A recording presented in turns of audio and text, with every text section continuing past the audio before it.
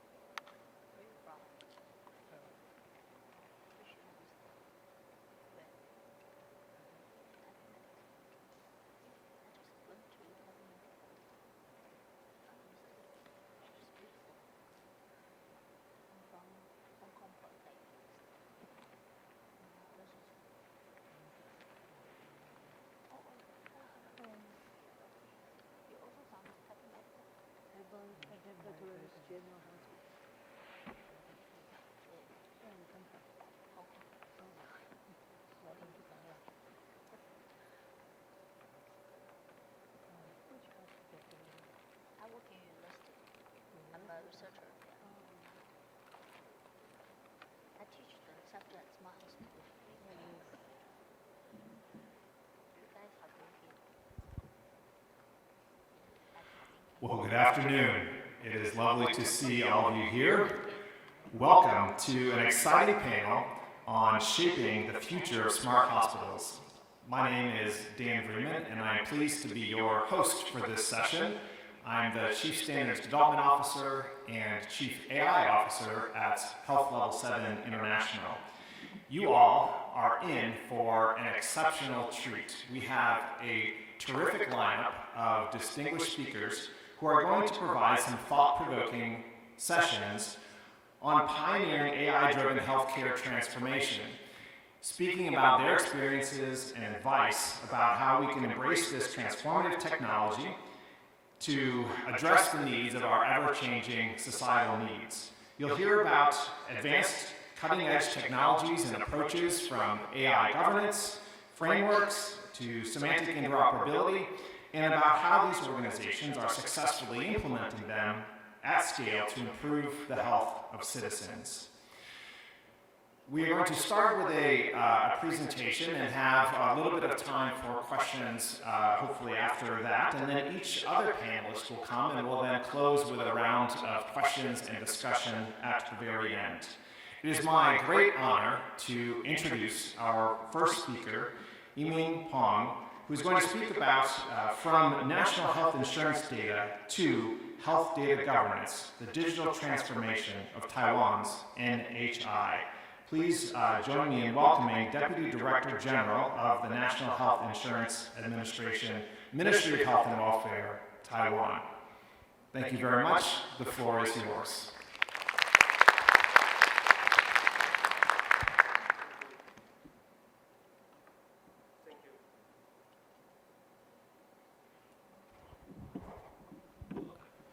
Thank you, everyone.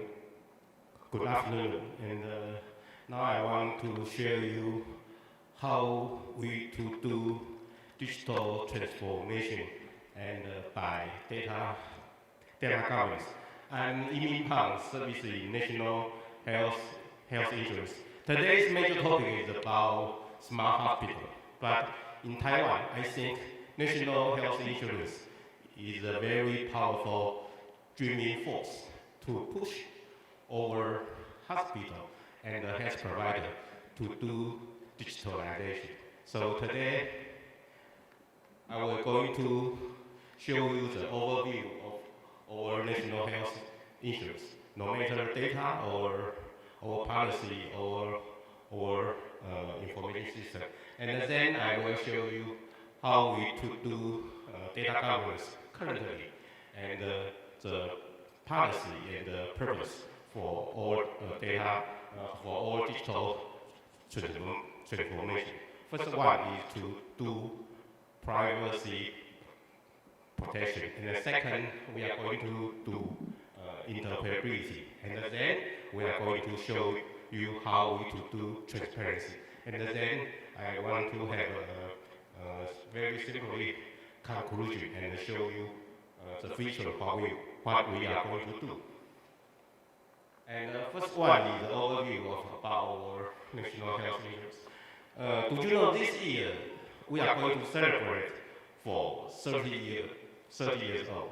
So today, so we have Taiwan have implemented the national health insurance for 30 years. And this year journey for our national health insurance since the AMATA declaration from WHO since 1976, we have in Taiwan we have the concept to do health for all. And 30 years ago, we launched national health insurance.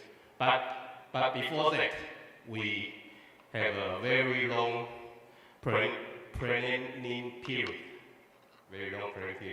And I show you the best information about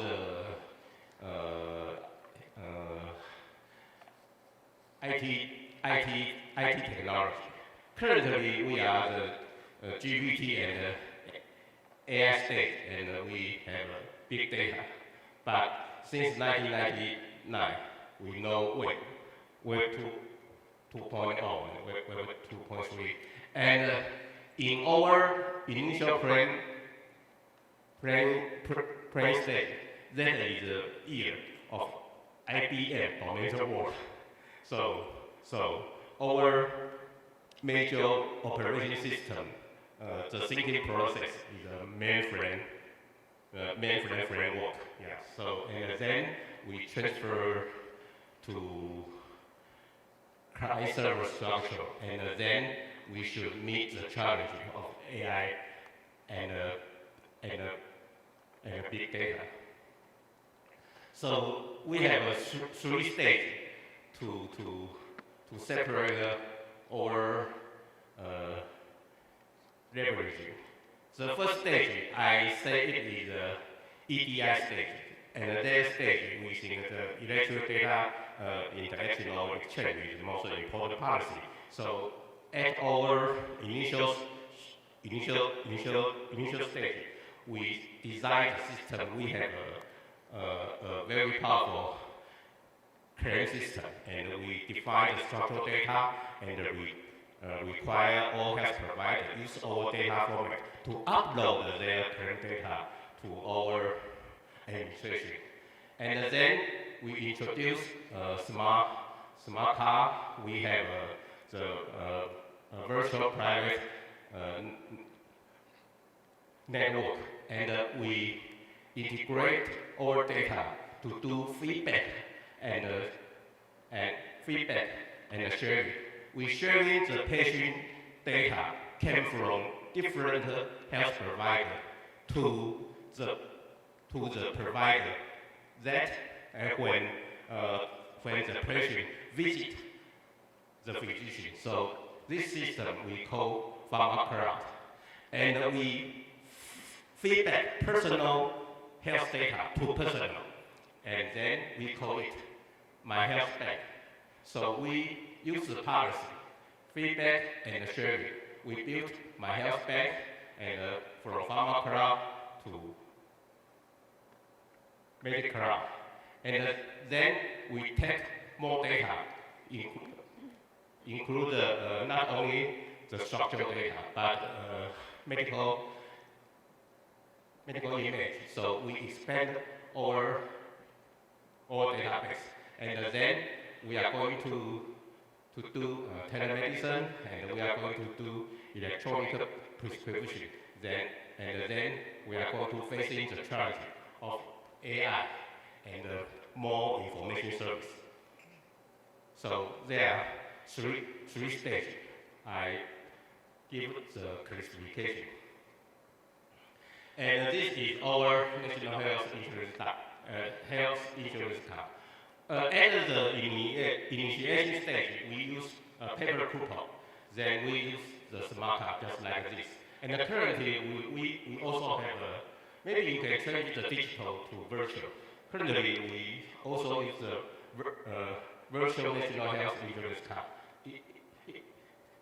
This technology is a one-time pass. And under the health coupon or smart card, we have a record of medical visit. We know the prescription.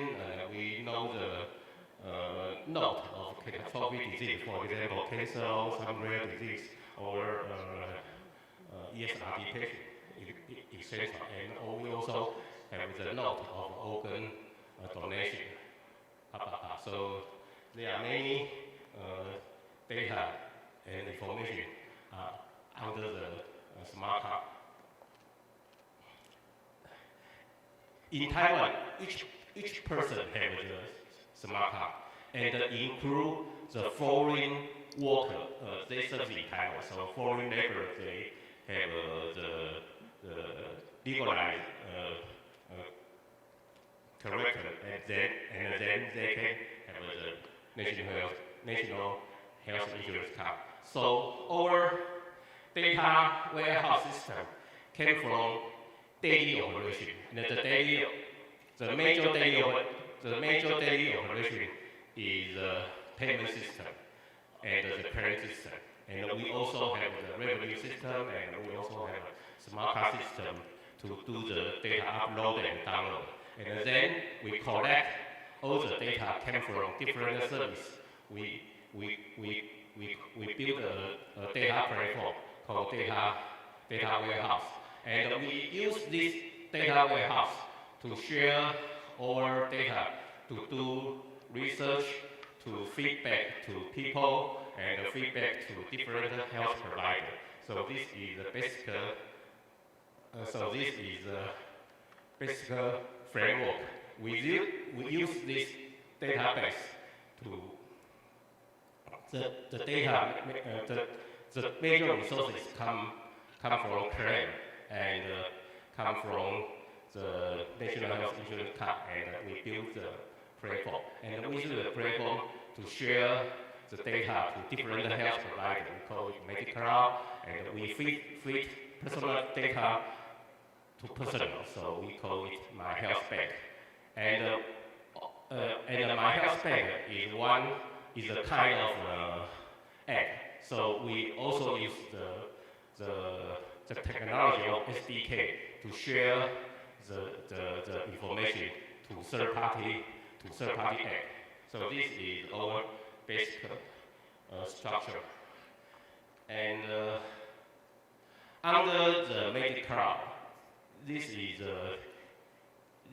a journey of our developing history. And currently, under our MediCloud, we share the medication record, surgical record, examination record, dental service. Many data. And we also feed personal data to personal. We call it My Health Bank. So under the My Health Bank, we also offer a software development kit, briefly in SDK. So other app can under the approval can connect to our My Health Bank. And currently in Taiwan, we have 12 million people. We have more than 12 million people download our app. in Taiwan, we have about 23 million people in Taiwan. So 1 in 2 Taiwanese have our application. Yeah, so this is a very widespread. And any people in Taiwan use OA can get the service. For example, visualization of medical data, and we also do AI prediction about the disease risk. And we connect the clock and the noun to offer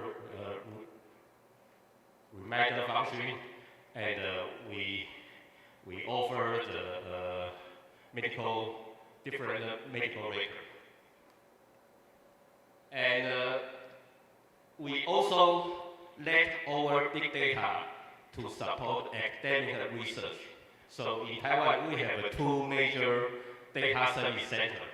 One in Ministry of Health and Welfare. This is the most important data service center in Taiwan. They offer the data to support academic research. And in our administration, we also have a small data service center. We also offer the national health insurance data to support the academic research. Under our regulation, the academic research should follow IRB, should follow physical isolation. The data is the identification, and the data only in the data center, not allowed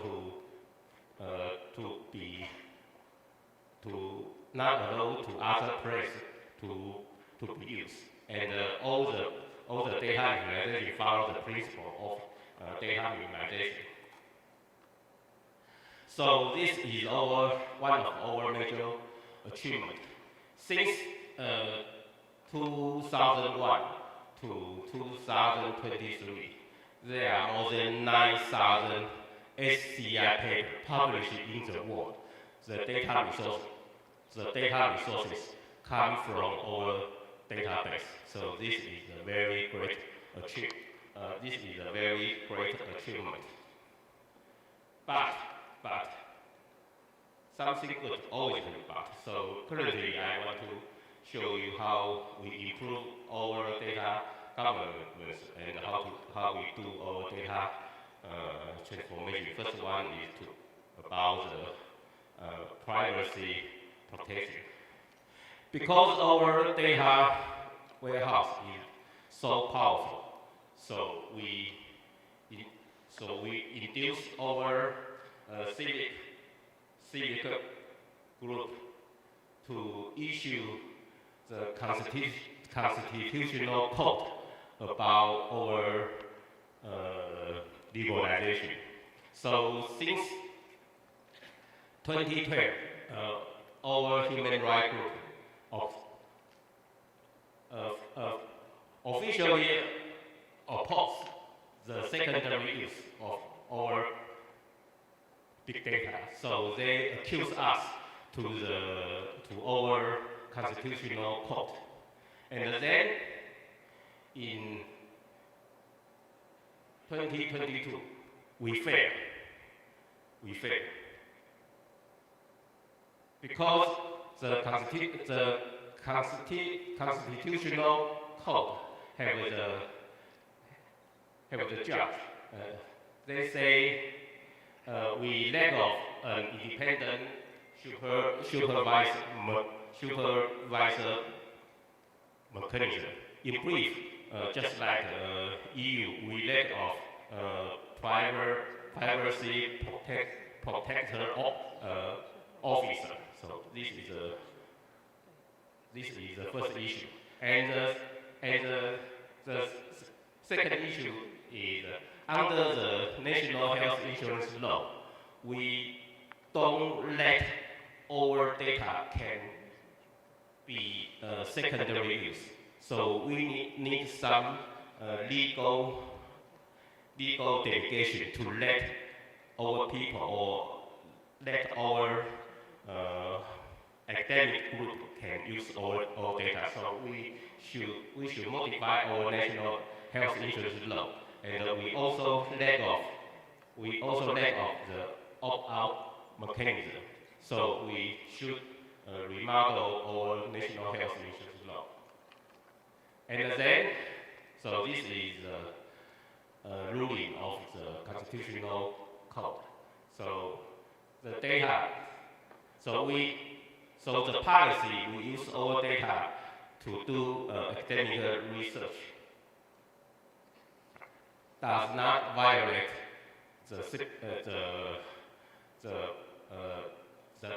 the privacy protection, but we lack of independent supervise, and then we should to do something compensate for our failure. And then currently we have a National Health Insurance Data Management Act, but this content is a draft. Currently, in our parliament, they are discussing our data management law. But before that, since today, we have a policy to announce that our people can do opt-out. So this is the first day all people can do opt-out. So under the National Health Insurance Data Management Act, we limited the use of different data types, and we let our people have the right to do opt-out. And then next policy is about interoperability. This gentleman is our president. President Nye, since 2024, announced a very major health policy named Healthy Taiwan. And one of the major policy is we call Cancer Moonshot Plan. Before 2030, our cancer mortality rate will be reduced by 1/3. So this is a very great design. So we use this chance to do something about digital transformation. Just like you know, the patient journey of the cancer, we need a screening policy, we need a diagnosis policy, we need a good treatment, and we need a tracking policy. So in Taiwan, the screening policy belong to other administration, but belong to Ministry of Health and Welfare. But in the National Health Insurance, we pay NGS, Next Generation Sequencing, for gene test.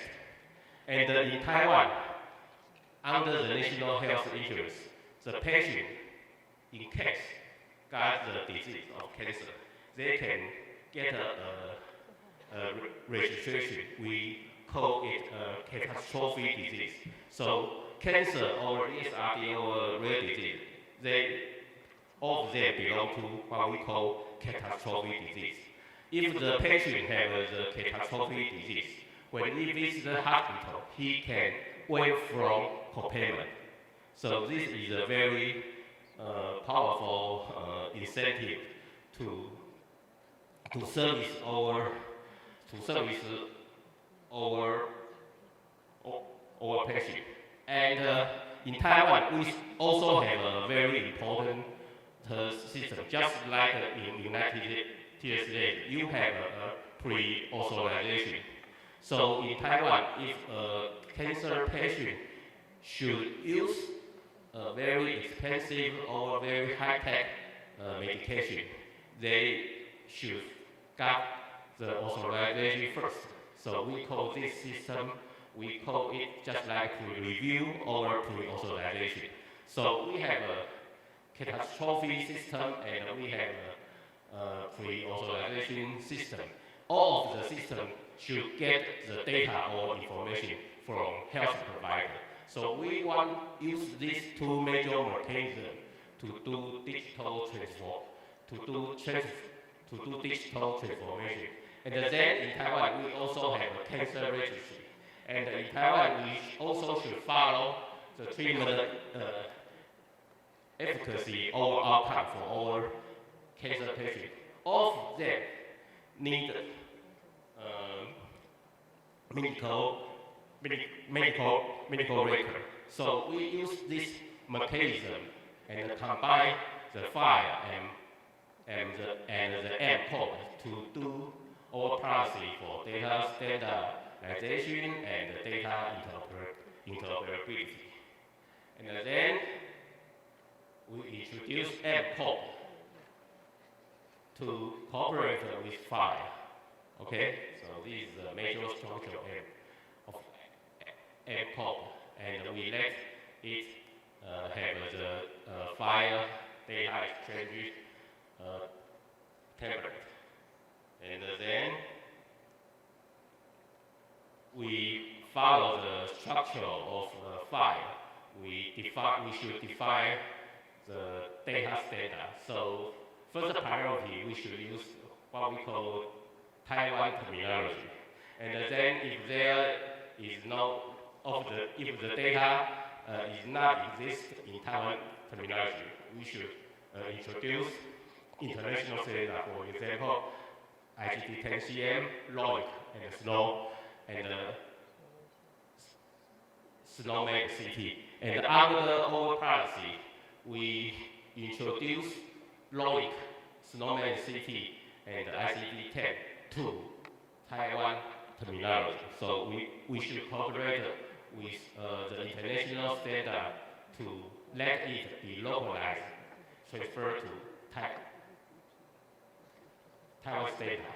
And if there is no Taiwan standard or international standard for LOIC or SNOWMED CT, we will produce new code. We call it National Health Insurance Standard.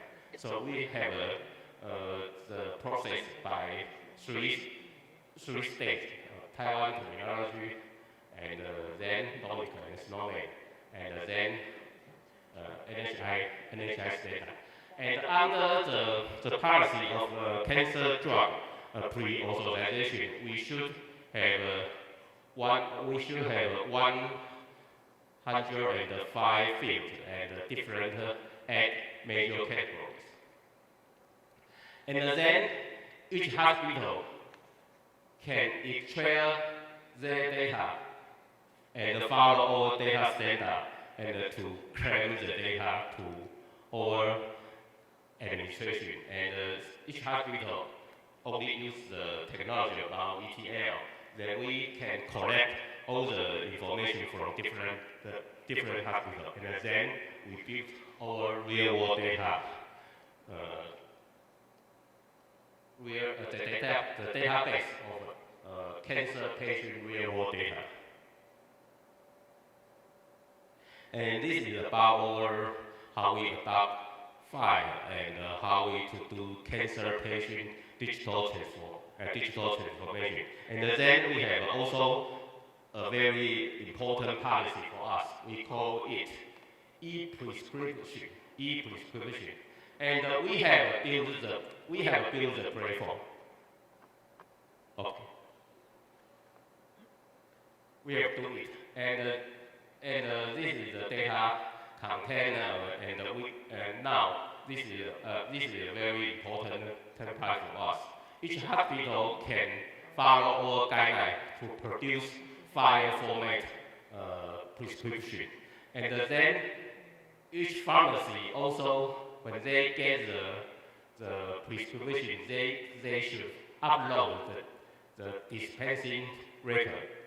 All the record, no matter prescription or dispensing record, all are follow the standard 05. And we have three format for our e-prescription. One is in our My Health Bank, the app of National Health Insurance. And if the hospital have the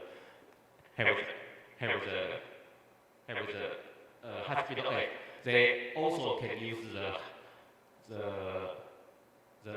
hospital app.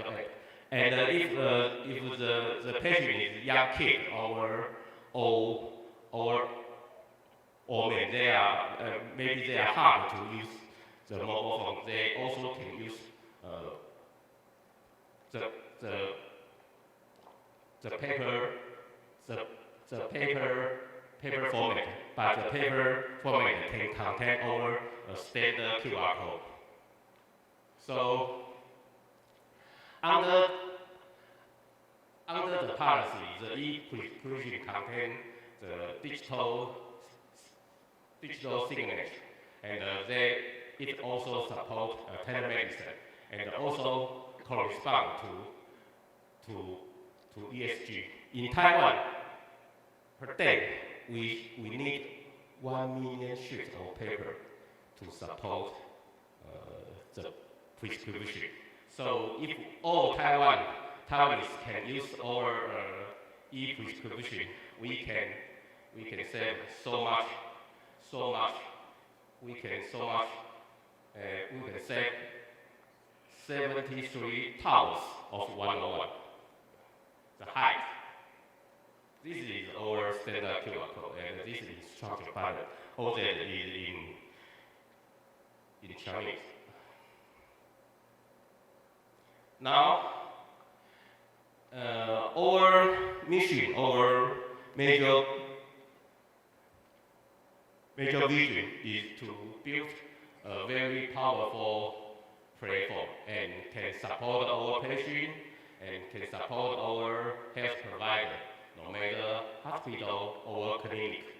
And we should let our health system more efficiency. And we want to build our health data ecosystem. And this ecosystem can connect with the international. So if all policy have the chance to come true, I think no matter our public or health industry or health provider or health services or government, I think all of them can get the benefit from the digital transformation. And today, this is my report, and thank you very much. Thank you so much for that great presentation and insight into the transformation that's happening in Taiwan. I think you illustrated both a great view of what's unique to the context here, but also many lessons that are shared by other health systems around the world. So thank you for your kind insights. We will move next to a presentation around the Taipei Veterans General Hospital, and I'd like to invite up to the podium Albert Yang, who is the Deputy Director for Medical AI Development Center at the Taipei Veterans General Hospital, who will speak to us about transforming care through intelligence, AI innovation, and the digital strategy that is occurring at the Taipei Veterans General Hospital. Please join me in welcoming to the MedInfo podium, Albert Yang.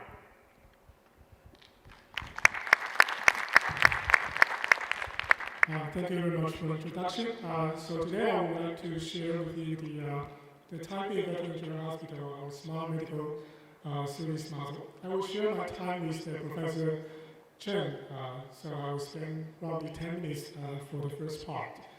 So just a bit the background of our hospital. Our hospital is one of the national hospitals in Taiwan. It's only one hospital has been recognized as the world best hospital in Taiwan. We have more than 3,000 beds, and we serve more than 9,000 outpatients per day. So it's a huge amount of the patient volume in our hospital.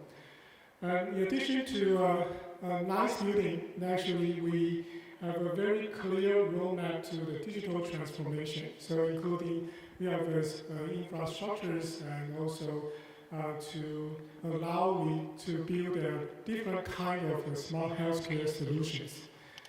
And I'll just give you some example because of time limitation. So for example, we have patient-centered apps that allow them to not only to make appointment, but also they can check the data and also do the payment and other things using the app. It's very convenient and also very, has lots of information that patient can obtain. And also, in the surgery that we already adopted very sophisticated mixed reality solutions into our surgery, so the doctors can use that platform to make a localization, adjust the 3D models, and also share this information with the patient to make a shared decision making and prepare for the operation. And also we applied this AR, VR technology to the medical education widely in our hospital. So that's the current medical education model. And also we have a comprehensive digital pathology system in our hospital in almost every kind of the areas. So we also collaborate with the industry in Taiwan to develop AI application for different kind of pathology images. And importantly, we want to reduce the exposure of our staffs to certain risks. For example, traditionally we will use our staff will transport this radioactive iodine-131 isotope for the patient with the thyroid cancer. But right now we already adopted HEV to transport these radioactive agents to the world, so nobody will just have a higher exposure to the radioactive agents. On the right side, we have one of the two BSL-3 laboratory in our nation, and we have integrated robotics so our staff can remotely control the robotics to deal with the infectious agents. And most importantly, that in our hospital we develop medical AI development centers. It's led by our superintendent and also led by our Professor Liu Weiqiang, the vice superintendent for different kind of application. So I'll just show you a few applications in our hospital. That how we not only develop AI models, but we implement this AI model in the hospital for the inpatient, but also for the outpatient. For example, I think most of hospitals have sleep center, but nowadays, for example, in my clinics, the patient has to wait for 6 months for the overnight polysomnograph in our hospital.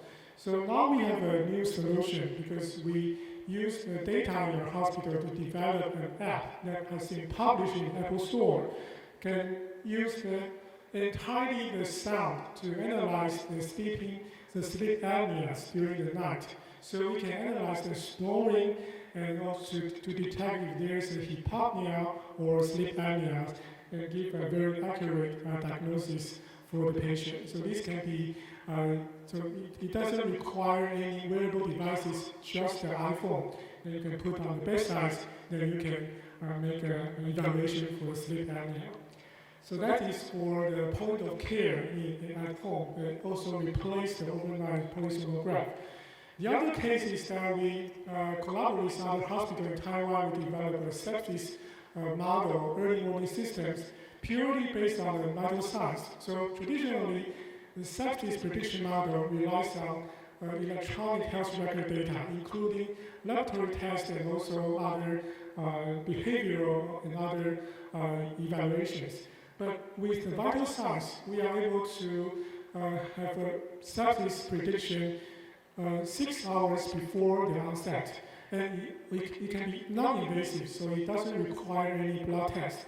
So not only we implement this into the dashboard in our hospital, but also we try to put this into the apps. So because it's non-invasive, so every outpatients, they can use the app to input the vital signs and get the risk of sepsis at home. The final example I want to show you is that we also develop very specialized AI for the neuropsychiatry, because traditionally neuropsychiatry has no objective assessment. But now we can use the MRI images to visualize what happens in the brain using the structural and functional MRI.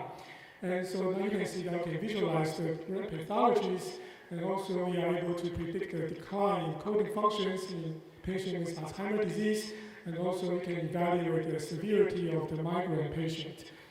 And importantly, we can use this tool to track the progressive brain change in patients with mental illness, because you know the mental illness has progressive change over time. And we are able to track this change into the individual brain regions. So we call this platform the brain pool. And the brain pool is able to localize the brain pathology and connect with the non-invasive brain stimulation. For example, the repetitive magnetic stimulation.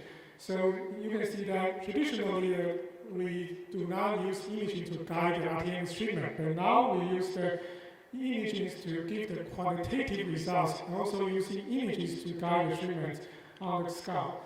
And also we have a new technology that can stimulate into the deeper brain regions. So you can say we not only develop AI models, we implement into our clinical care and also connect to the treatment. I think that's what's the niche of our Taipei General Hospital. So now I just give my time to Professor Chen for the rest of the part. In the following part, I will introduce you about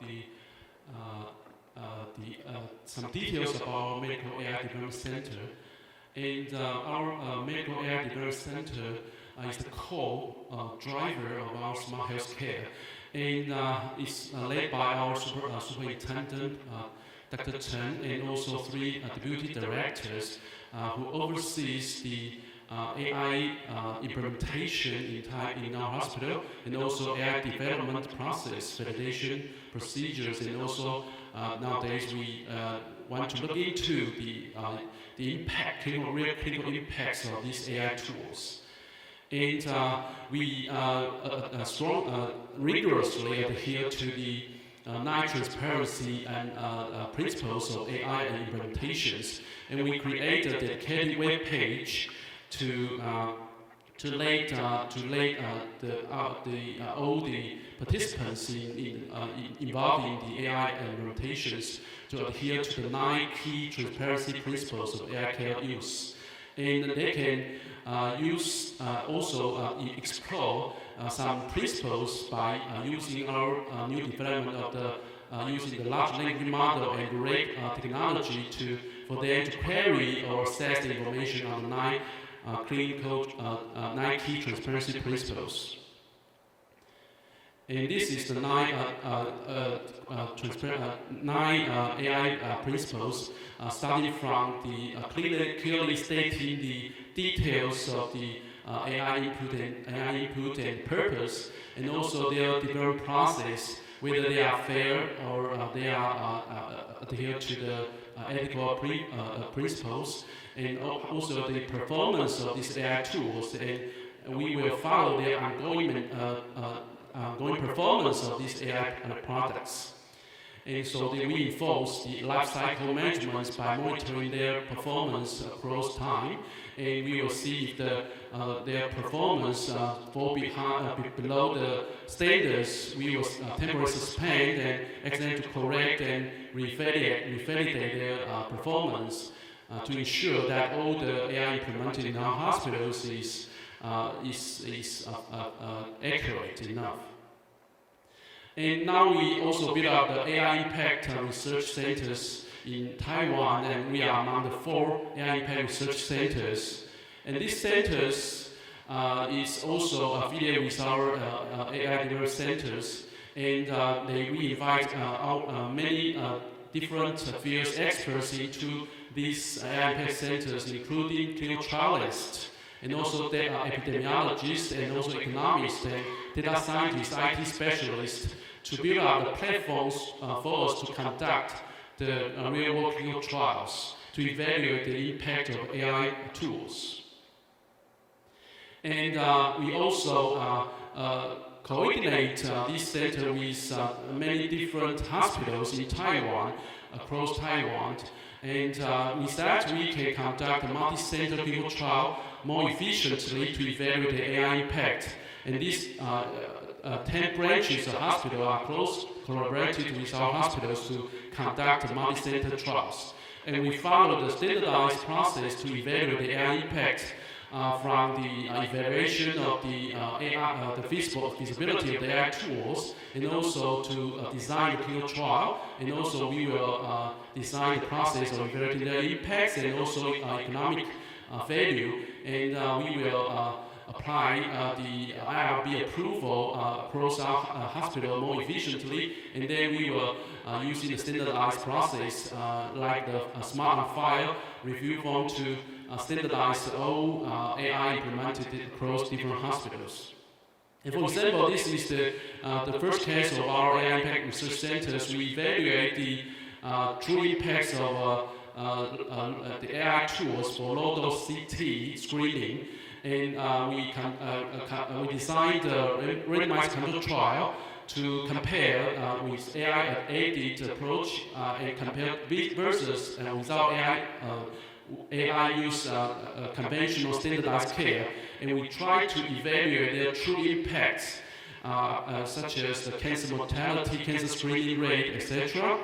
And in addition to that, we also try to evaluate their true economic value, the cost-effective analysis. So we conduct a rigorous Markov modeling to evaluate, and the preliminary results showing that the outcomes will influence the cost, and also the other consequence begetting the resource use. So this supports the importance of AI impact analysis. And with that, in the future, we try to expand the AI medical assessments across different specialties, and also we try to establish these AI medical data platforms, and for many different kinds of AI tools on top of that to evaluate their impacts. And also we try to standardize all the AI clinical trials execution process, and then we try to cultivate more AI medical professionals. And with that, I thank you for your attention. Thank you very much, Professor Yang and Cheng. Thank you. It was very insightful to see both the sort of speed and deployment of innovation that's happening, combined with your systematic approach to governance and evaluation, and taking the entire life cycle of development, deployment, etc., into account. That's very, very insightful and inspiring. We will move to our next presentation to hear about Changgung Memorial Hospital, and I would like to invite up to the podium Cheng-Fu Guo, who is the director for the Center for Artificial Intelligence in Medicine, to speak about clinical applications of AI, leveraging experience to assist in tiered healthcare. Thank you very much, and welcome to the MedInfo stage. Okay. Thank you for your kind introduction. My name is Cheng-Fu Guo.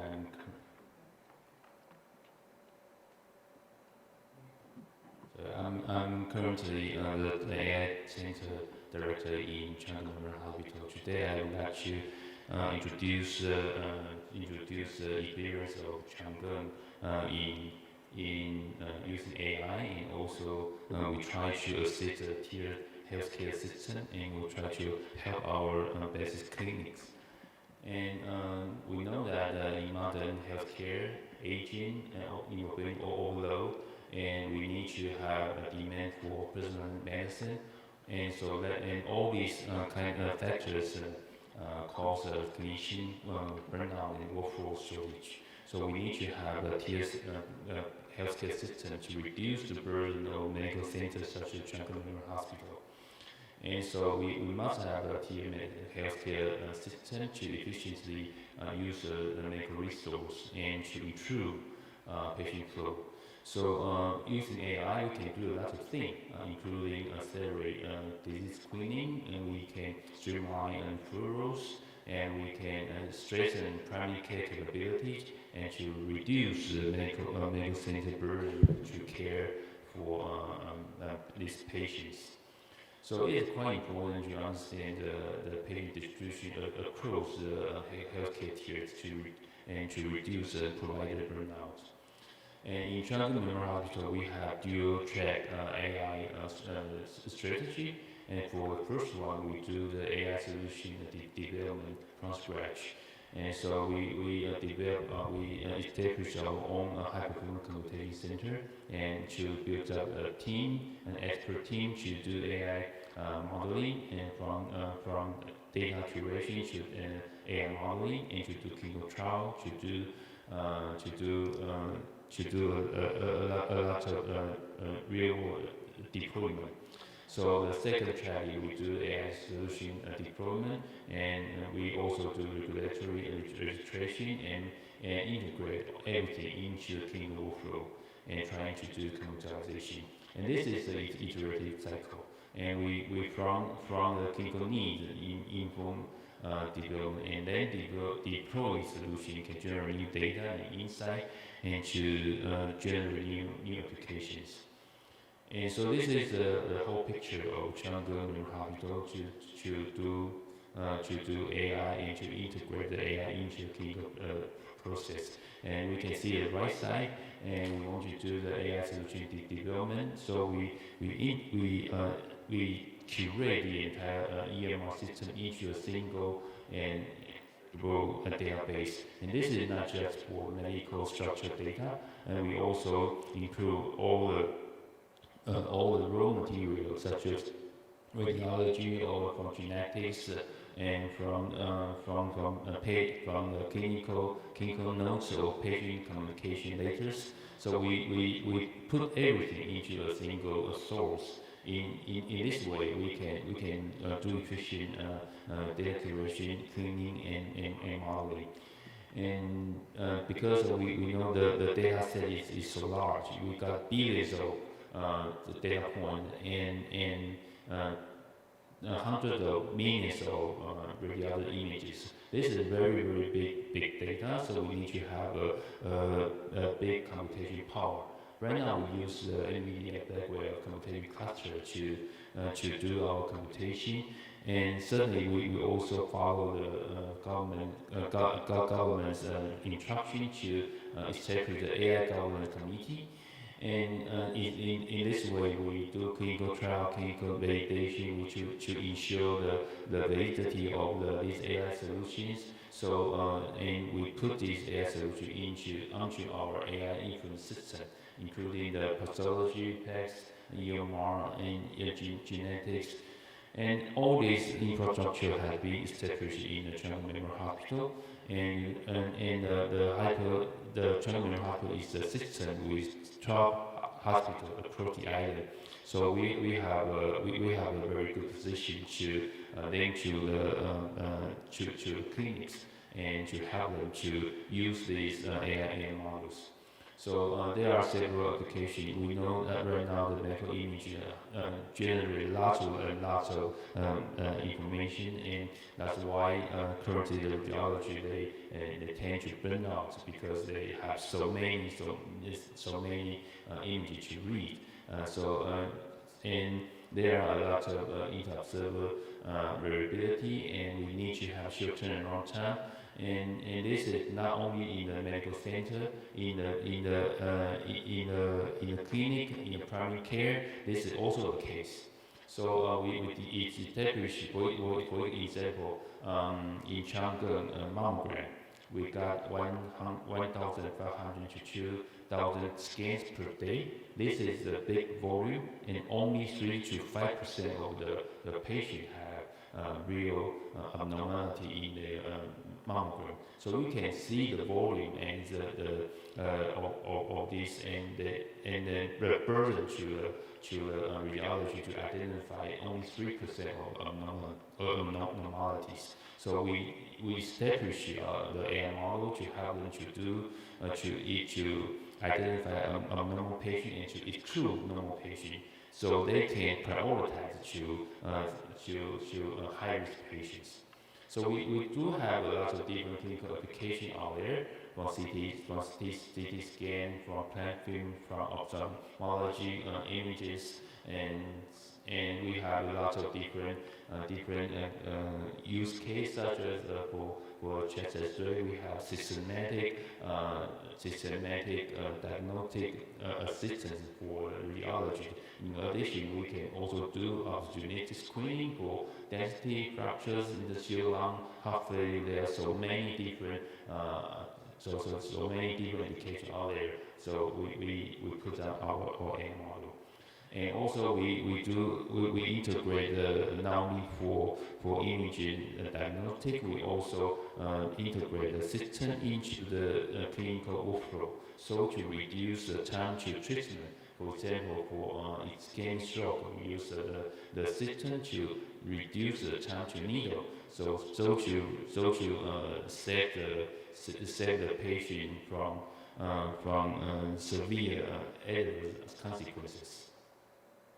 And we also the radiology system can help us with the accurate imaging diagnostics. So for the primary care, they can enhance the detection of early stage and subtle disease and reduce the observer variability. And when we combine all these models to the leverage model, the primary care physician will reduce their time and effort to identify high-risk patient and refer to the medical center. And we help them to establish the infrastructure to use these kinds of AI models. And certainly we also do a lot of precision medicine, and in our hospital we have comprehensive NGS services, and you use the AI capability to do secondary and tertiary data analysis. In this way, we have LDD compatible step into the clinical reporting. And we can do a lot of things to help our primary care physician. For example, we develop pharmacogenomic reporting system, and we got 1,000 genes that cover most commonly prescribed medication. And all these information can be referred to the primary care doctors to prevent adverse drug effects. And we know there are so many different kinds of secondary findings, and there's a risk for cancer, CVD, and kidney disease, and this patient needs to be followed up in the primary care. So we know that electrocardiogram is a very important tools, and there are many subtle pattern incidents that can be used as a risk predictor. So we use the AI model to identify subtle patterns and can do very good diagnosis. In addition, we can do very accurate risk prediction. In this way, we can help the primary care and also the medical center doctors to identify high-risk patients and to do preventive measures, especially for interventional measures such as surgery. And so this is another area we want to do the efficient triage of high-risk patient and to help them to have a better outcome and observation of high-risk patient with a reflex, so when to refer when needed.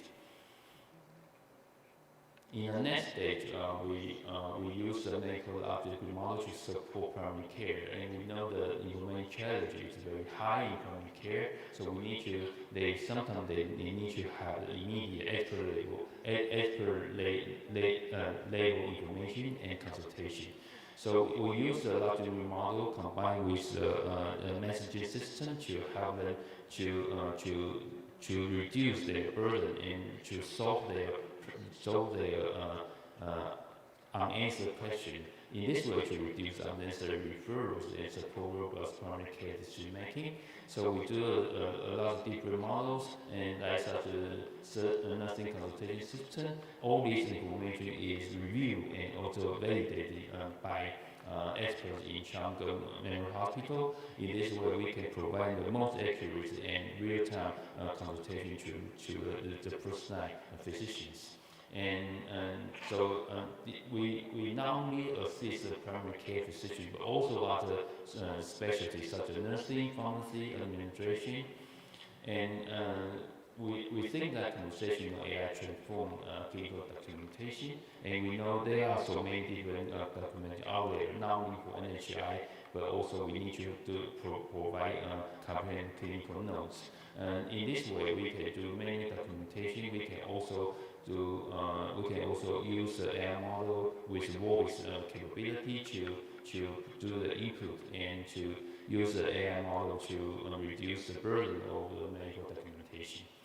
So we designed a lot of different kinds of voice medical documentation AI system. In this way, primary care system and also medical center doctors alike, they can use this capability and application to reduce their burden to prepare medical notes. So we think that will be a greater efficiency at primary and community care level and increase the patient-facing time for healthcare providers. So we think that there is a comprehensive benefit of AI in the tier healthcare system. Still, medical center need to be leadership, to take leadership role, and then pass the AI capability on to primary care. In this way, we can improve efficiency, patient outcome, and resource management, and also in strengthening inter-tier health communication and data sharing. Thank you for your attention. Thank you for that great look at the innovation, really the multimodal application of AI across the different tiers to improve so many different dimensions of the healthcare delivery at Changchun Memorial Hospital. Next, I would like to invite up to the stage Laixun Lai, who is the director of the Computer and Communications Center at Taichung Veterans General Hospital. And we're continuing on our theme of insights from leading innovators in the hospital, who's going to speak about the information system of Smart Hospital. Thank you. The floor is yours. Distinguished moderators, speakers, and ladies and gentlemen. My name is Laixun Lai. I am the Director of IT Department of Taichung Veterans General Hospital.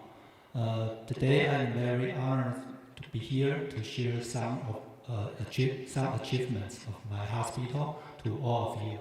My topic is the information system of Smart Hospital. I come from the IT professional view. This is the agenda of today. First, I will introduce our hospital for you. Our hospital, Taichung Veterans General Hospital, was established in 1982. We are the only government-funded national medical center in Central Taiwan area. Currently, we are third medical system in Central Taiwan area. We have 1 medical center, 3 regional hospitals, 4 veteran home clinics. Last year, we have over 1,600 beds. We have over 3 million registered patients, and 90% of our patients are general public. Every day, we have near 10,000 outpatient visits, and we also have the shortest length of stay in Taiwan medical centers. Our hospital also got some important awards and achievements.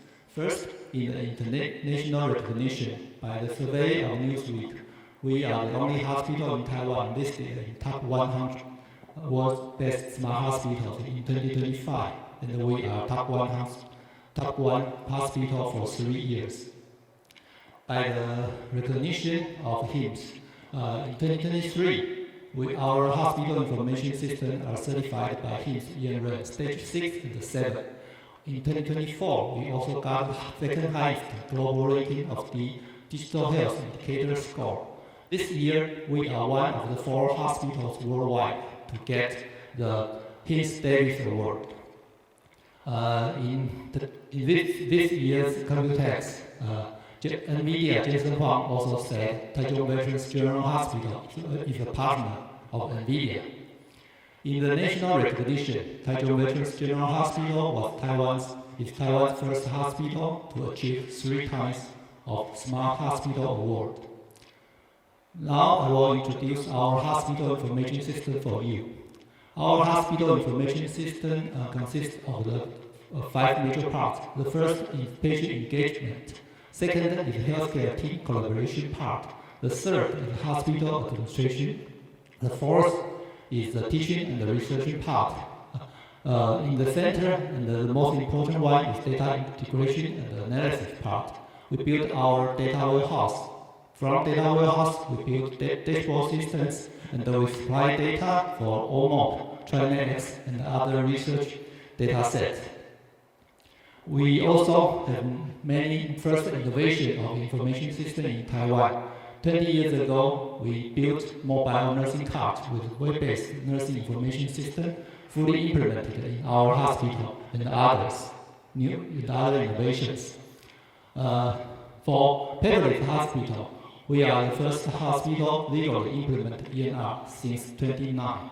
Then we expanded to full paperless ENR, scan historical paper, and patient info consent forms.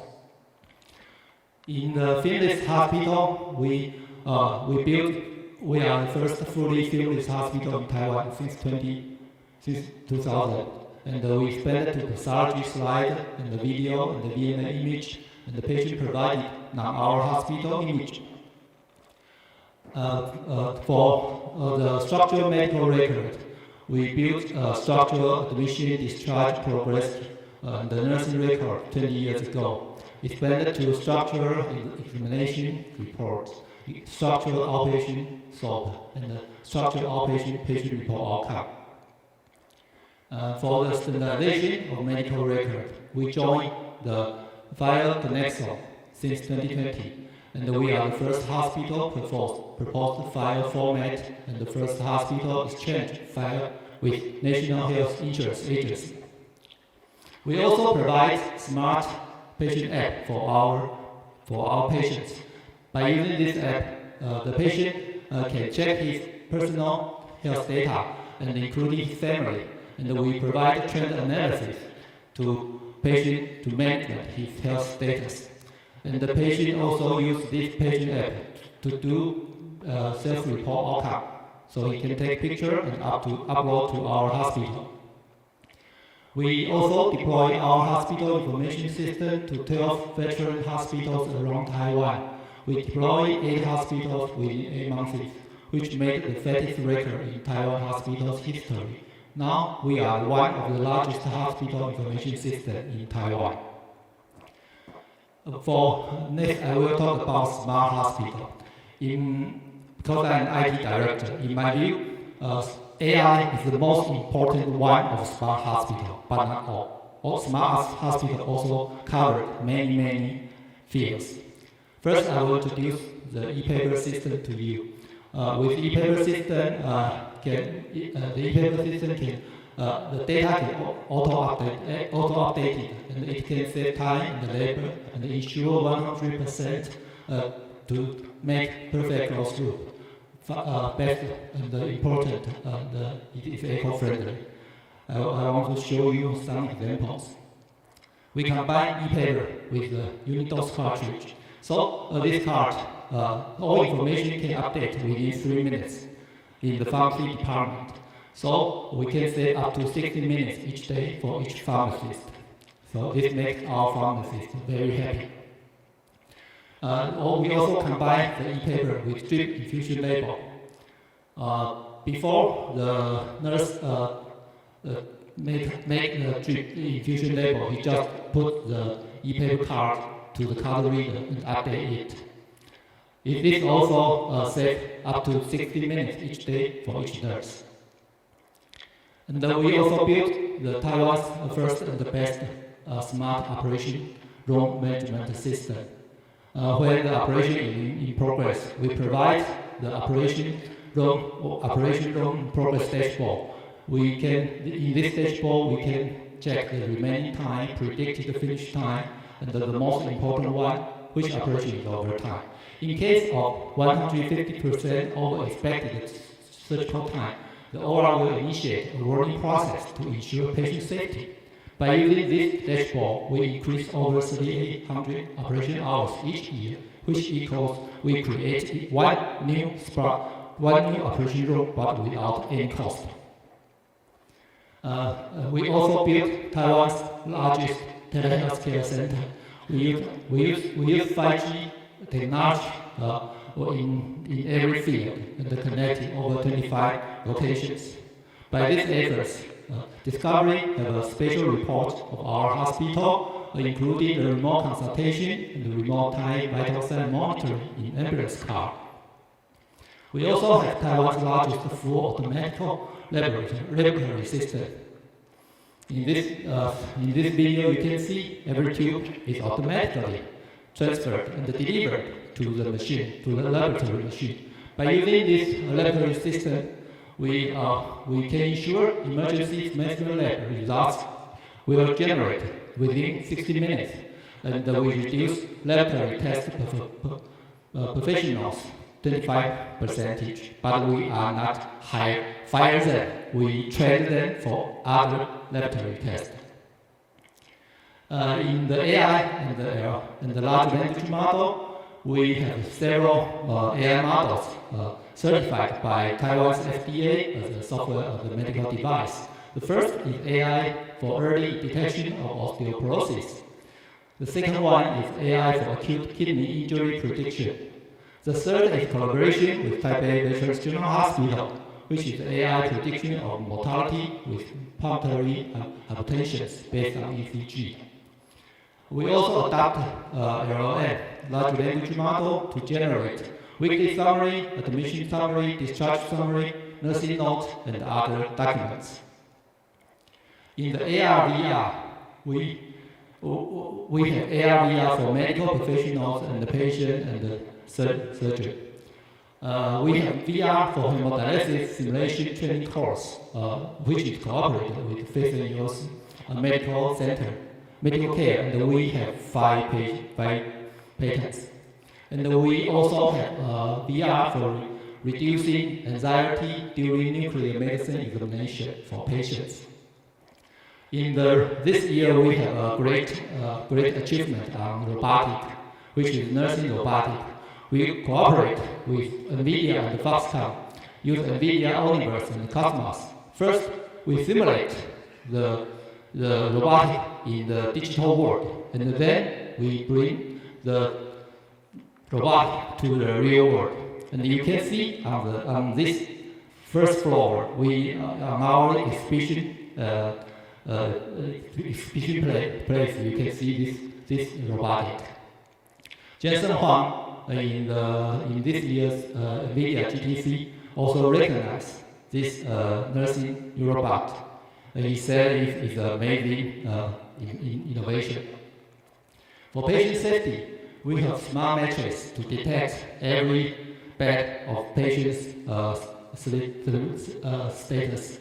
So the pressure ulcers reduced near 60% after this technology adopted. We also have catheter information and infection distribution map and other warning systems for in our nursing world. Looking at the future, we will follow the government of Ministry of Health and Welfare to develop next generation hospital information system and keep adopting smart technology to our hospitals. And especially very important one is we must follow the network security and privacy protection. And we are looking forward to cooperate with cloud provider. This is my last slide. I think every achievement needs high table support and multiple discipline cooperation. They are key to success. Because I'm an IT director, I always talk to my IT guys. I always tell to them, people and the process are first, technology are last. And we must ensure our hospital information system to collect good and quality data that will make good results. And we are looking and searching in cooperation with hospitals, universities, and the vendors. This is my talk. Thank you. Thank you very much, Washington. That was a great insight into how your hospital is taking that mantra of starting with the needs of people and understanding the processes and applying advanced technology across many different use cases to advance the work there. So thank you very much for your presentation. For our next two speakers, we are going to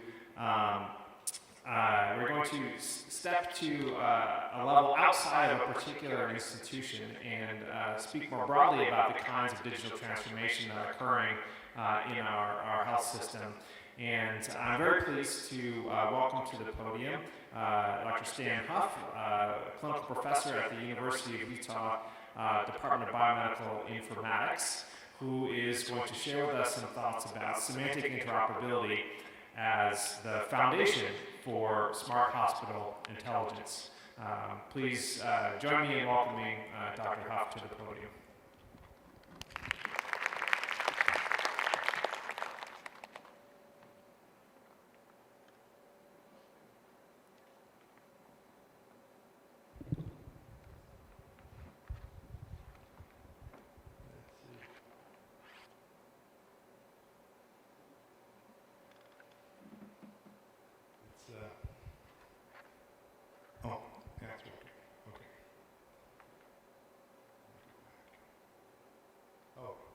Quick outline of my talk.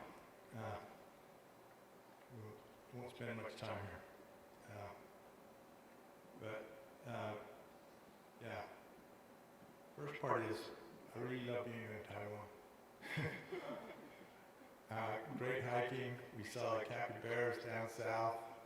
Went to the aquarium. I suggested everyone to go to the National Palace Museum.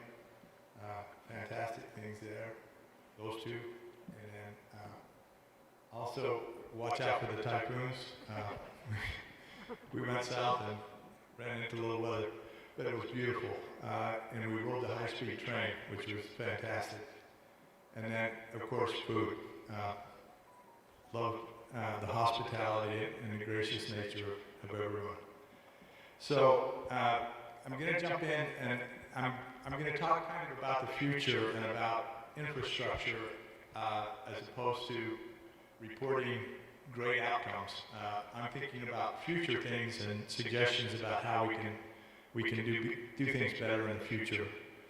And I'm going to say a lot of things, and some of them, most of them, I won't give the justification or reason. I'll just kind of assert, and we can talk about whether it's true or not in the question and answer or other times. So I just start off with kind of the importance of interoperability. Trouble with our healthcare. In the U.S., 250,000 people die of preventable medical errors because we just miss things. Multiple studies have shown that physicians actually do the right thing about 50% of the time, and then they've shown that waste, ordering tests that are not needed, ordering drugs that are not needed, ordering x-rays that are not needed, represents about 25% of the total cost of healthcare. And the total cost of healthcare is $4 trillion, so that's a lot of money. And so interoperable data is really the foundation for solving all of these issues. Now, it's not the only thing, but it is the foundation. of what you need to be able to start solving the problems. And why do we want to do that? This has been echoed in different ways in all of the sessions. We want patients to live the healthiest life possible. That includes preventive care as well as when they need care, doing the right thing the first time, quickly, etc.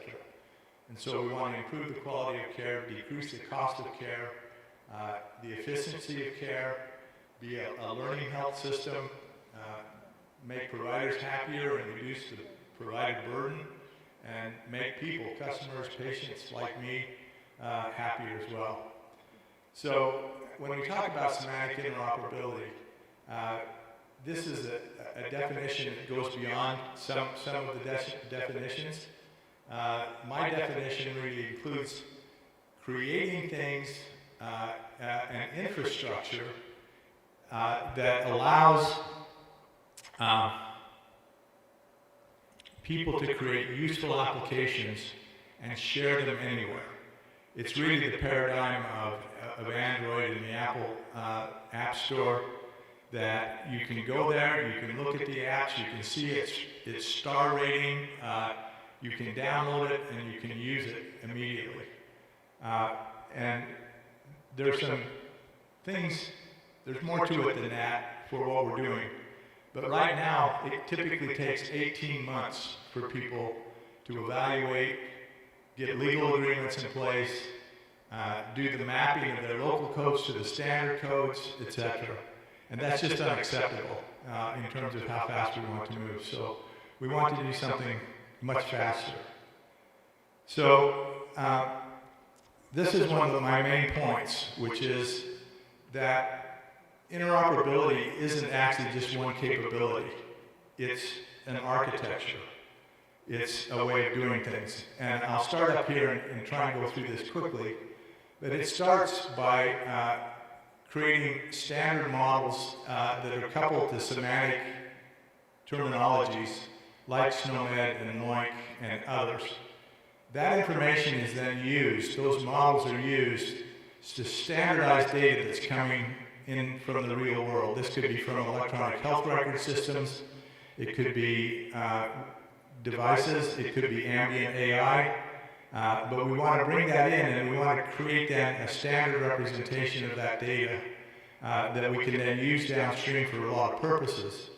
But up here, following on the top row, you use those standards and put them into a development environment where you can quickly create applications much faster than we do today. You're not choosing up here a term or a code, you're choosing the model for the data that you have, and you can automate the creation of the application tremendously. And then certify that it's compliant with the standards and make it available in an app store, and then those applications then can come into the platform where the actual execution of those programs happens. And there are a couple of things that I would emphasize. One is this could be a personal health record as opposed to an institutional health record, and I'll say more about that. And the other thing I would say is that the generative AI and agentic AI, I put into that box with the other applications.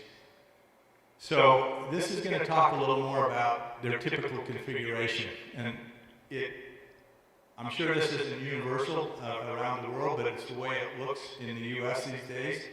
So you have a patient, they go to see a clinician, the clinician belongs to a certain healthcare system, and all of the data goes into that database. And you have inpatient and outpatient data, and you can create consolidation of the information with that system. But it's within that system. And then they go to a different physician. It might be a specialty clinic or someplace else. Same thing happens over there. They put the data into their system. You have inpatient, outpatient, etc. And then, of course, what happens a lot of times, or at least people try to do, is share the information then between those two environments. So I'll digress a little bit anecdotally, just talking about myself. I've gone to Intermountain Healthcare for my service for my entire life. You would think, and they have exceptional electronic health record systems. My data is scattered probably across 12 systems.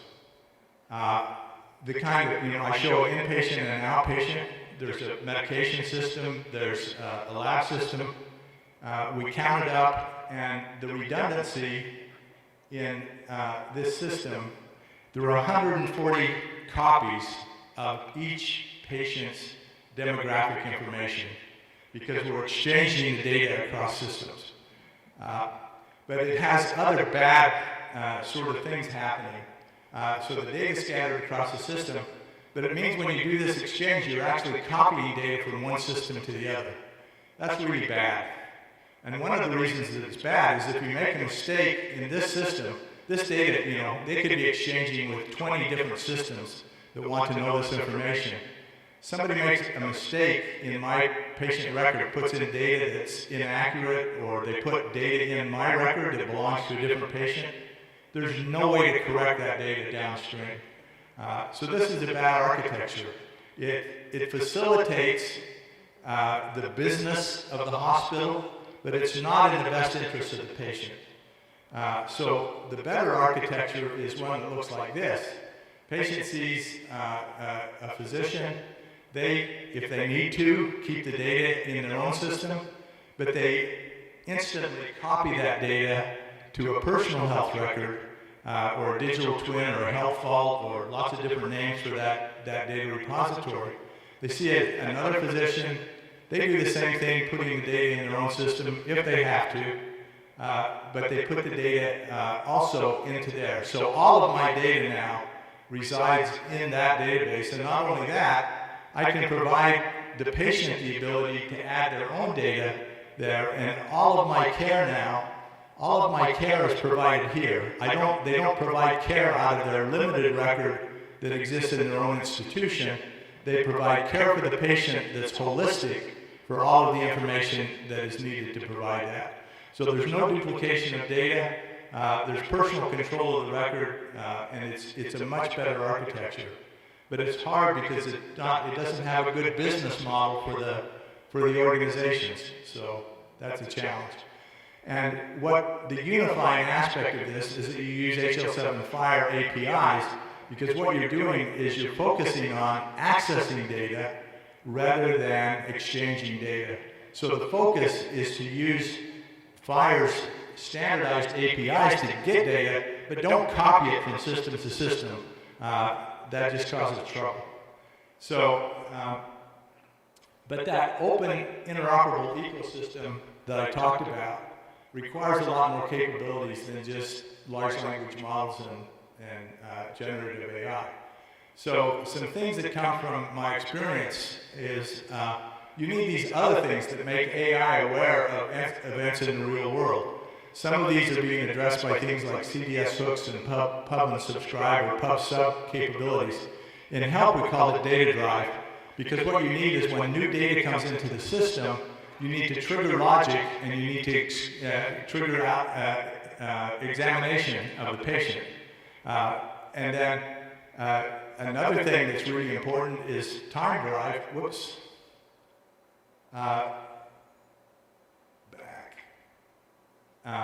Is time drive, and we found that was necessary because something happens, somebody prescribes a medication, and then medication is never given, or they order a lab test, and the lab test never comes back.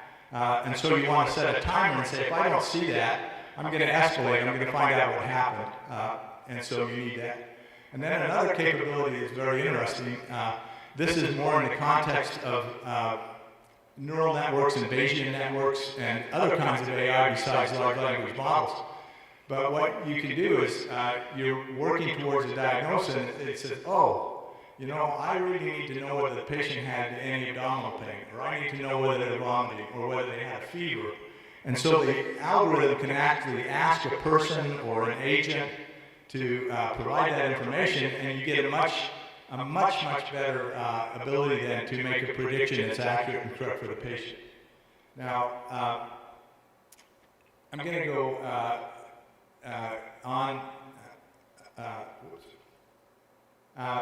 other things you can do, should do, fact checking, I'll talk some more about that. It's really different than retrieval augmented generation. You have all of the other things that you know about and been mentioned in multiple times in this, that worry about identity, security, privacy, confidentiality. You could add in ethical use, fair use, all of that sort of stuff. But you need the ability to repair data. We mentioned that previously. You need audit trails that record who did what when, and that's for liability and accountability. And then a really challenging, and this comes from Bill Stead, who is a longtime professor and chair at Vanderbilt University. He said, you know, creating clinical decision support is 10% of the work, and the maintenance is 90%. So you can imagine, you know, all of the things that we've been talking about at the conference here represent knowledge and representations of knowledge. And when new information becomes available, a new drug, a new therapy, a better diagnostic test, I've got now a whole set of applications and workflows that depend on that data. And that part, maintaining it, is much, much harder than creating it to start with. And so I thought that was a tremendous insight from Dr. Stead. AI in the future. People are asking the question, do we need data standards? So I've been involved a lot in data standards. Do we need data standards in the area of large language model? And there was an editorial produced by this set of authors. So I'm just going to say what I believe without substantiation at all.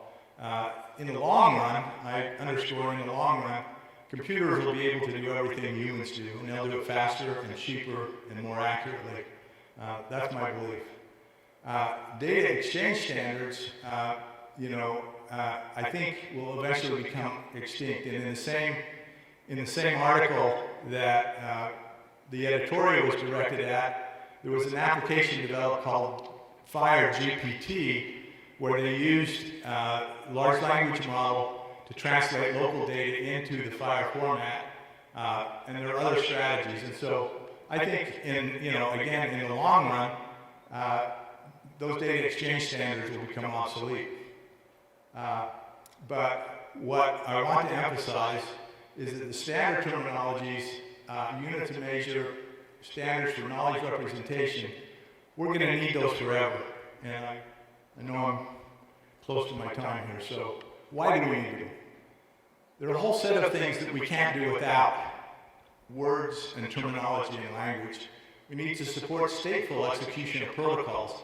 So almost all of the AI applications that you see today are one-shot things. In other words, they say, at this moment in time, what's this patient's risk of cardiovascular disease? What's the risk that they're going to die in the next 3 days? Then there's this whole other part of medicine, which is you have a protocol, a chemotherapy protocol, a therapy protocol, a procedure of some kind, and we need to manage that. And that's a whole different thing than large language models and that capability. We need to automatically validate the outcome of AI. And what I mean by that, all of the improvement in large language models and AI depend on being able to validate and then adjust either training sets or other kinds of internal parameters in order to improve the performance. That implies that you have some gold standard that you're comparing the AI to. That can't be a person sitting down and doing chart review. You have to have a way to say, oh, if the AI comes back and says, I think the patient has diabetes mellitus, there has to be a way to validate whether the patient did. And that requires somebody to say, this is our definition of diabetes. I won't go into all of these others because time is short, but they all require people to be able to say, here's a rule, here's a piece of knowledge, here's a description of something that happened in the real world. And you need words and standard models and other infrastructure in order for those things to be able to enable you to define triggers, to define validation, and automate those processes. So all those capabilities require us to have defined terms and capabilities. So this is just a little bit about the medical reasoning process. What happens is that you have perceptions, I've called them in this, that you can see colors, visual intensity, the brightness of things, the size of things, the shape of things. People can express symptoms like pains and heat and other stuff. And then you can start going up a chain of inference and say, oh, if I'm feeling a lymph node that's too large and it's got an odd shape, they've got cervical lymphadenopathy. And if I look in their throat and I see redness and inflammation, redness, I do a white count that ultimately is a voltage off of a machine, but you can get to an actual count. But you can see what's happening here, and then you invoke another process and say, oh, with lymphadenopathy, with redness, I can assert that the patient has inflammation from other information. I can say they have a positive strep culture, they have an increased white count, and so then I can say, oh, they've got acute streptococcal pharyngitis. This is the kind of knowledge that you have to be able to represent in order to validate that an LLM or other AI techniques ultimately result in valid outcomes. And you can do even more processes and say, with a whole bunch of other information, you can say, well, not only that, this is an immune-compromised patient. And then in context of our setting here, the beginning of wisdom is the ability to call things by their right names. And that's an essential characteristic of being able to create knowledge and share information. So this is something that I mentioned before too. There are really two kinds of knowledge. There's like a pathophysiologic description of a disease, and then there's a set of practical rules, which is what I'm talking about here. It says, how do I know the patient sitting in front of me have diabetes? And so you have to be able to express and say, well, that's based on, it could be that they have an increased hemoglobin A1C, or it could be that by practice we know that they have to use insulin to control their blood glucose, or there could be other things. But this has to be understood and has to be executable knowledge in order to validate.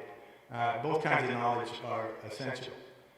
Lastly, I just want to talk about fact-checking versus RAG. This is my last slide. I apologize for being slow. This diagram is from this article, and it, showing how RAG fits into the normal process. You've got a user, they ask you a question. You're going against the LLM already, but that causes a review of clinical notes, some magical chunking stuff, and vector database magic that I don't understand. And then it comes down and it gives a bunch of chunks that are relevant here, and this new additional knowledge increases the validity that's generated by the LLM, and then the LLM creates an output that says, oh, the treatments that the patient has had for these medications are here. Now, this is, I'm not arguing against doing this, but there's a different thing also that I haven't heard people talk about, and that is what I call actual fact-checking. Because then what you can do is you can take that output and do fact-checking, and what that means is that you have a real drug database somewhere that has truth in it. It tells you what drugs really exist and what their routes are and what their molecular formulas are and how often they're supposed to be used. And so you can ask that knowledge. That's trusted knowledge now. It could be some other things. And that comes back, and then you say, oh, well, your output's not consistent with facts that I know in the real world. Now, it doesn't correct everything, but it can prevent a lot of kinds of errors. And the kind of things, when I talk about trusted resources, I mean, the periodic table. We pretty much all agree what the periodic table looks like. And we agree how to do math calculations so that it doesn't make mistakes on 2 + 2, and it doesn't make mistakes about historical events. We know when things occurred.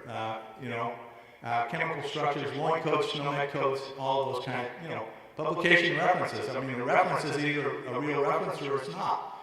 And so you can get, outputs here that are close to real references but aren't. And this would detect those. So fact checking. All of that's enabled by the things I said. So I just got the bell. I'm going to quit. Thank you so much. Very good. Thank you very much, Dan, for that thought-provoking talk. I know that probably stimulated some questions in the audience, so we'll keep those in your mind, and we'll come back in a second. But now I'd like to invite up for the last panel, Don Sweet, CEO of SNOMED International, who's going to continue a little bit on this theme with the talk, Building a Global Language, the Role and Future of SNOMED CT in Digital Health Transformation. Please join me in giving a warm welcome to Don Sweet. Thank you very much. I will be brief because I know we're short on time, and the good news is I only have 8 slides, so I will make it brief. So I want to talk a little bit differently. I want to talk really about ecosystems. I'll talk a little bit about what SNOMED CT is and who we are and what we do. But one of the things that I heard this morning in one of the keynotes by John Halamka was the fact that we can do amazing things if we work together. And it seems like there are a whole host of people that are dealing with AI, there are a whole host of people that are dealing with large language models.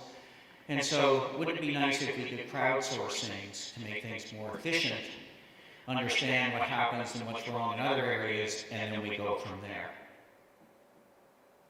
So SNOMED International is really starting to evolve. We're the organization that owns SNOMED CT, which is a clinical terminology. We're a not-for-profit. We work with a host of other standards organizations, and we're looking at trying to have a sustainable model. One of the things I think that is in danger is not just for our organization, but I think all standards organizations, is the fact that given everything that's going on in the world, there's not enough money to sustain the standards work that's ongoing. And you need more than one standard in order to make things work within the health system. So wouldn't it be nice if all of the governments and even the private sector started to pool some global fund to allow the standards organizations to work together and move things forward and be sure that they had the funds in order to do the new things that are required in order to further enable what's happening in the world today, but also with AI. So SNOMED CT really works with other standards such as OpenAIRE, IHE, HL7, LOINC, a host of standards. And really, the goal is to use those standards. Think of it this way: you have a blueprint, the blueprint describes the truck, and the truck carries the payload, and the payload goes into a system where clinicians can actually very quickly understand the information and treat a patient. And that's what OpenAIRE, IHE, FHIR, and ourselves do. The standard that we have is fairly comprehensive. You can see just a brief description of all of the concepts for one single thing. We have a host of hierarchies. Those are curated by experts, not just within the organization, but all over the world. And if medical knowledge changes, then we change the standard as rapidly as we can. Really, where we're standing right now is kind of at a precipice. Over the years, no different than 2 hospitals trying to say that they're the best, one using an Epic system and perhaps the other using a Cerner or Oracle Cerner system. The systems were different. In the case of standards, there's a small pot of funding, and all of the standards organizations are trying to survive by going after that, and in essence, competing with each other. But really, where we want to get is the shopping cart. there are a host of standards that work together very nicely. They all have a purpose in that ecosystem that moves things forward. Each one of the standards organizations have communities of practice. They all sometimes work together, but mostly they work on their single area because that's what they know best. But we are going to have to find different ways of doing things, and we're going to have to also find a way where there's really 4 players at the table. You need technology, you need the clinicians or the healthcare providers, you need government at the table, and most importantly, you need the patient. And all of those 4 groups can be incented to work together because the end goal will save lives and it will save money. Just to give you an idea, you can see that here's a group of all of the standards that we work with, and this is just a snapshot. There are many more. And all of those standards, as well as the transport standards and the information model standards, work together in order to put the information in the record with context. So we've seen some great progress. If you look at what's happening, we have the Joint Initiative Council. We certainly have the G7 and the G20 supporting what's happening with the International Patient Summary, and that work needs to be continued.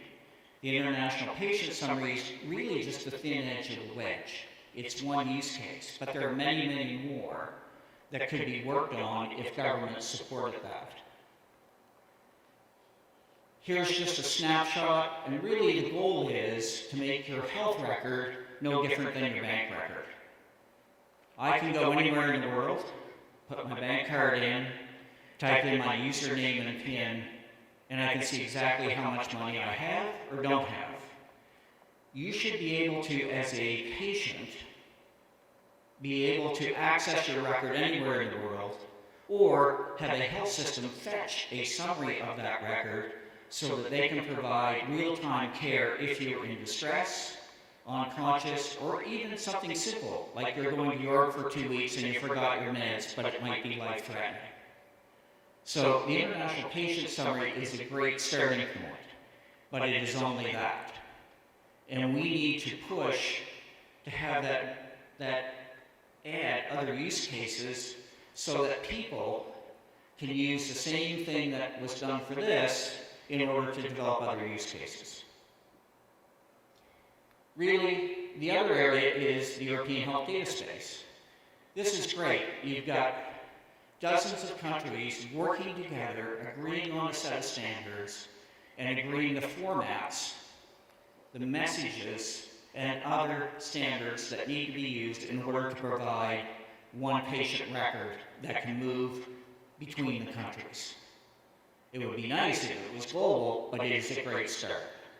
And really, the key here is that it's about the buy-in of governments, patients, tech, and the others, the clinicians. So, where are we headed? Well, where I'd like to see us is we have to understand what the national priorities are. We have to understand what the global priorities are. We certainly have to work on sustainability. We certainly have to work on other areas as well. But the future can be bright, or we can stall. From an organizational perspective, certainly everybody wants to use AI. We're looking at it, we're looking at whether we're going to use it, but as Stan Huff said, how do you verify that AI knows what it's doing? How do you verify that bias is not embedded in the algorithms that are used? So one of the things we're working on is, since SNOMED CT is a standard that clinically codes the information, should it not be a foundation that allows people who are using AI to go back and verify that the clinical pathways are being followed, the context is correct, and the outcome is actually correct as well? And certainly on a sustainability perspective, which is the elephant in the room, how are the organizations that are the underpinnings of what happens in patient care, record keeping, and moving health information, how do we become sustainable? And I would argue the only way we can survive is to work together, try to find out how we can get to governments and other funders to a point where they understand the importance and are willing to actually put funding in to allow all of the organizations that are required to be sustainable, rather than each organization going out and fighting for the same piece of meat that is laying on the ground, and none of them having enough to do what they really need to do in the short term or the long term. And that, Mr. Chair, is my presentation. So my call to action is really looking at how we can start to think about ecosystems and not empires, and start to work together. Thank you very much. Thank you so much, Don. We really appreciate that.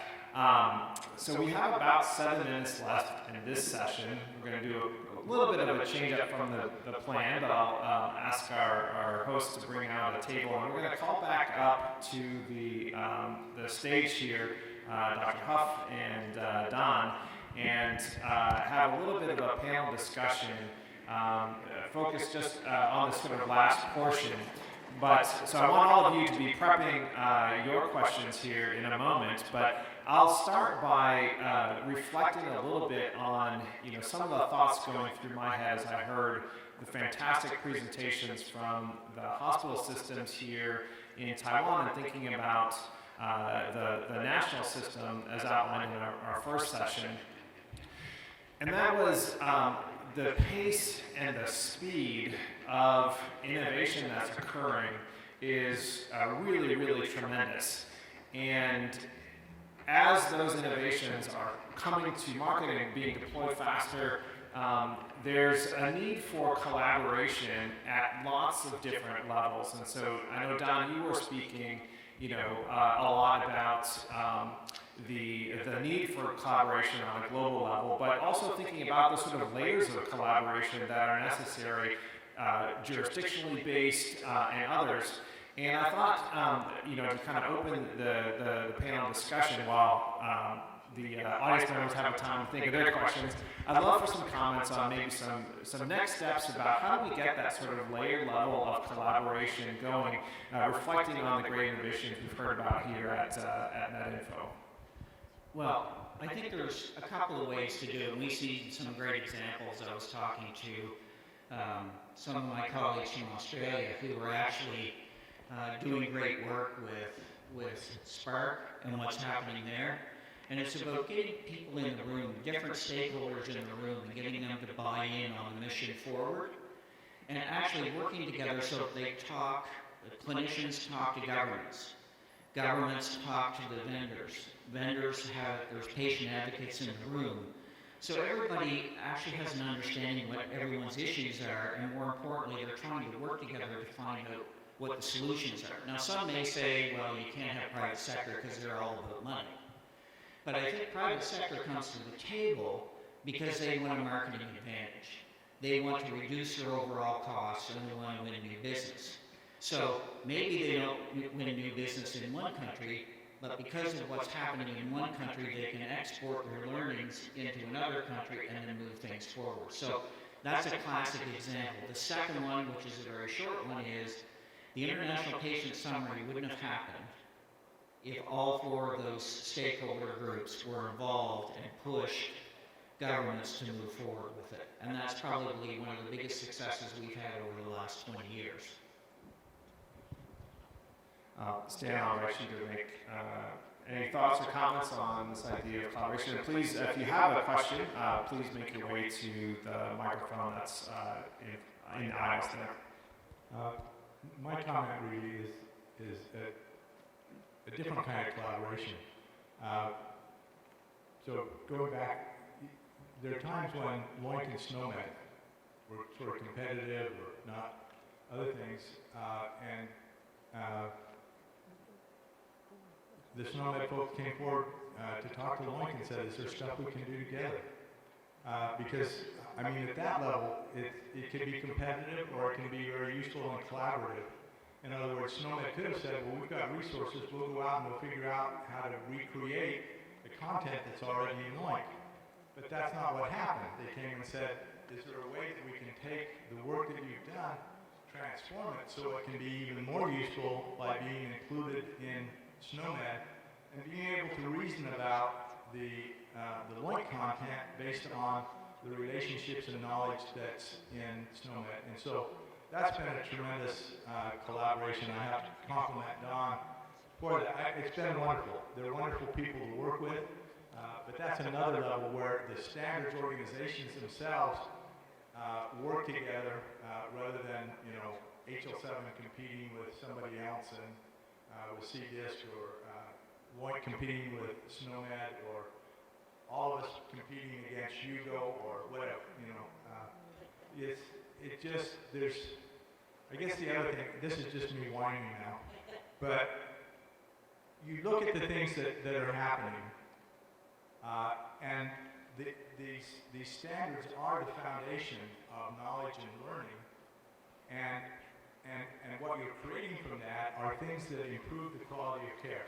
In the U.S., we're spending $4 trillion. I mean, if our work decreased that by 0.1%, that would fund all of the standards work for the next 20 years. And somehow we've got to get that message to people, to invest and make that money back. All right, last call. Yes, I see we have a question here from a distinguished guest. Thanks, I'm Mark Lee. Like I say, currently we shared about the current progress about Taiwan. Actually, our government emphasized the standard organization, like in all the guests, like the SNOMED, LOINC, FIRE, and the Newsweek Smart Hospital. Our government, we think those are things we should put emphasis on it. But I want to ask the best practice. Because myself, I'm a terminologist, and I also worked this for 30 years, for a long time. But the problem is, Taiwan, we have the money, we want to do it. But what's the best practice and what's the suggestion for us? Because like the LOINC, in the beginning, you have a lot of support from the LOM and Regency and Intermountain Healthcare.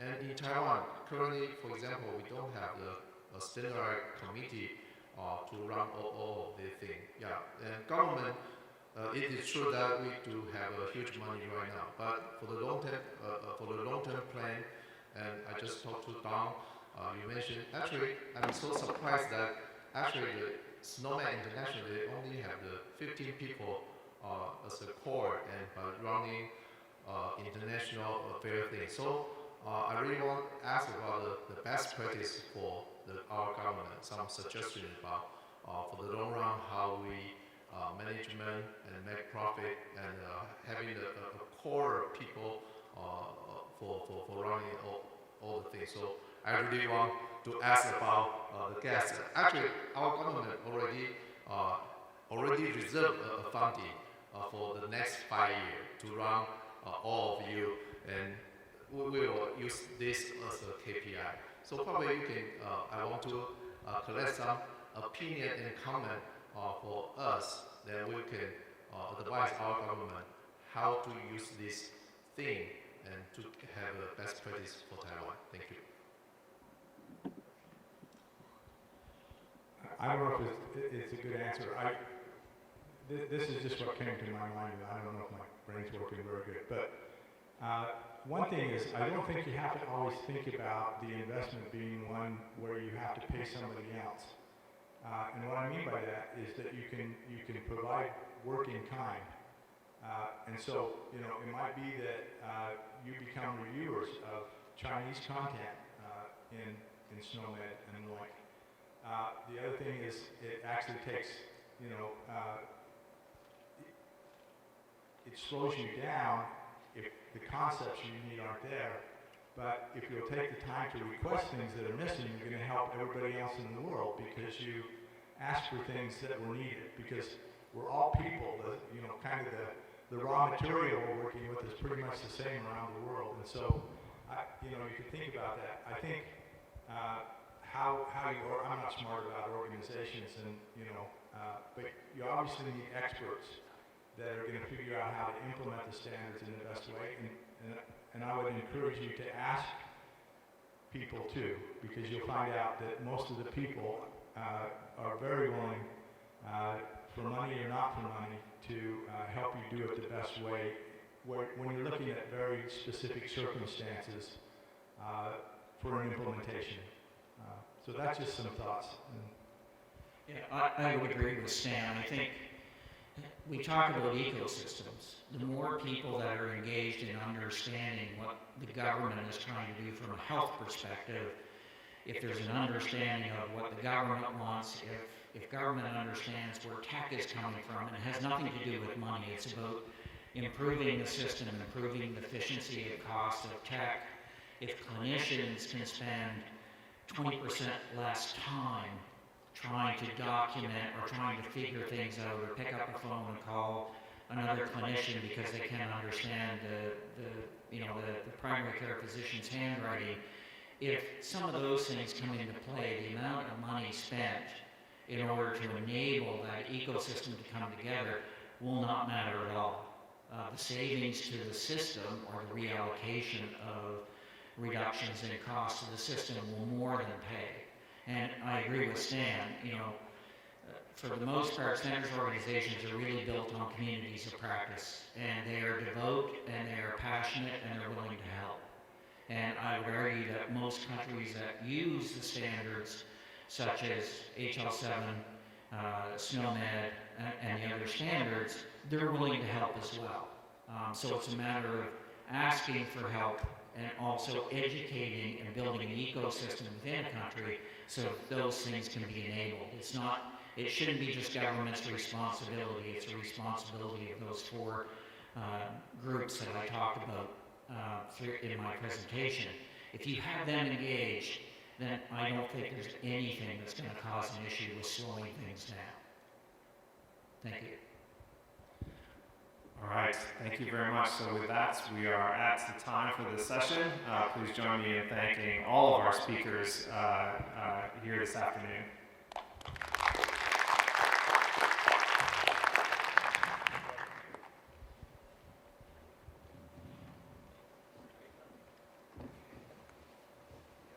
So we are going to take a photograph of the speakers. So if the speakers that are here, please join me on the stage.